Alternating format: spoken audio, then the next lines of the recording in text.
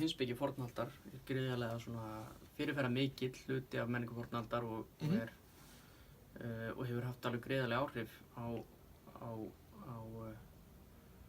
alla síðari tíma heimspeki. Já. Það að má segja sko stóuspekin talsvert öfgakenndari heldur en kenningar Aristotelesar að mörgu leyti. Mikið var þetta sem stóisismann, að hann sé svona kannski mistúlkaður að sé bara algjört tilfinningaleysi kannski. Það fyrir svolítið eftir hvað þú vilt gera úr þessu sko. Heimildir okkar eru gamlar og misgamlar en svona harðlínu stefnan er svo að tilfinningar eru meinsemd sálarlífsins og maður á að losna bara við þær. Og þetta svona flókin kannski fræðilegar undirstöður undir þessu. Kenning stofumanna í raun og veru að allt sem gerist í okkar lífi er beiting skynseminnar.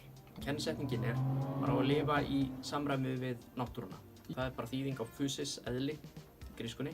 Og eðlið sem á að lifa eftir er í þessum skilningi eðli mannsins.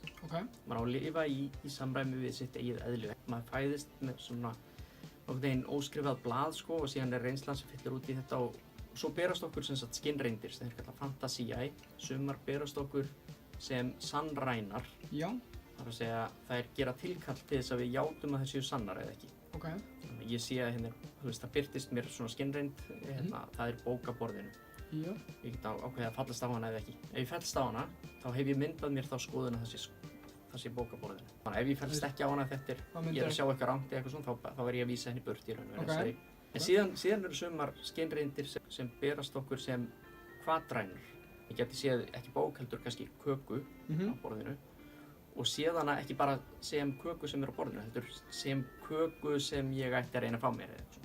Ef ég samþykki svona skynmynd sem berst mér, þá hef ég ekki myndað skoðun, heldur hef ég myndað hvöt, hormi. Grunntilfinningarnar eru löngun og ótti sem beinast að framtíðinni, eitthvað sem annaðhvort mun gerast eða við heldum að geti gerst. Þetta er bara allt saman sjúkdómur sálar að segja þér. Gildismati sem þeir halda síðan fram, eina sem maður á að gefa gildi, er dyggð og löstur. Dyggðin hefur gildi og lösturinn einhvers konar neikvætt gildi. Og þetta er það eina sem hefur gildi í lífinu. Lífið sjálft, auðæfi, heilsa, skiptir engu máli. Þú veist, þetta er svolítið kröfhörð heimspeki. Já. Mjög. Og það sem síðan gerist er að seinni tíma menn fara að milda þessa kenningu aðeins og segja, ok,